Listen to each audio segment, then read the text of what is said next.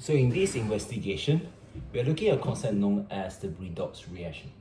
It's as simple as calling it redox, RED stands for reduction, and oxidations, that's OX. So you're wondering, what does that mean? So oxidation reduction is telling us about movement of electrons. As you know, out of these subatomic particles, only electrons can move, not protons, not neutrons. So what we have here, we have this classic example, it's called the Daniell cell. And what this is telling us is enabling us to see the movement of the electrons. How? We use gas galvanometer to measure a reading.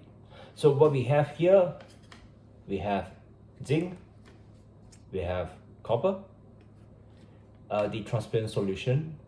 On my left, that's zinc sulfate. On my right, that's copper sulfate. So I'm going to do, and I have what we call this is a salt bridge. So this salt bridge was basically a filter paper. It was soaked in potassium nitrate.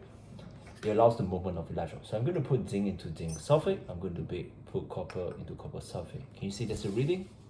I can see that too. So that's around 1.23 or 1.24. Alright, quite interesting. So what it's telling us is that zinc in this case is losing electron. It becomes zinc ion. And copper is gaining electron and become copper.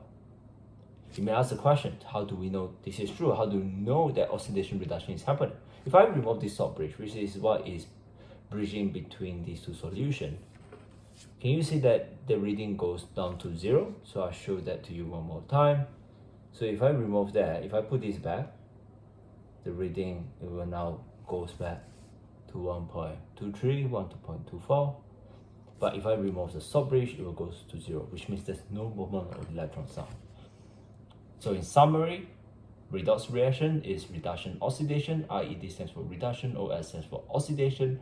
Oxidation is the loss of electrons. Reduction is a gain of electrons. You can also use the term oil rig, oxidation, loss of electron, reduction, gain of electron, for you to better understand the concept.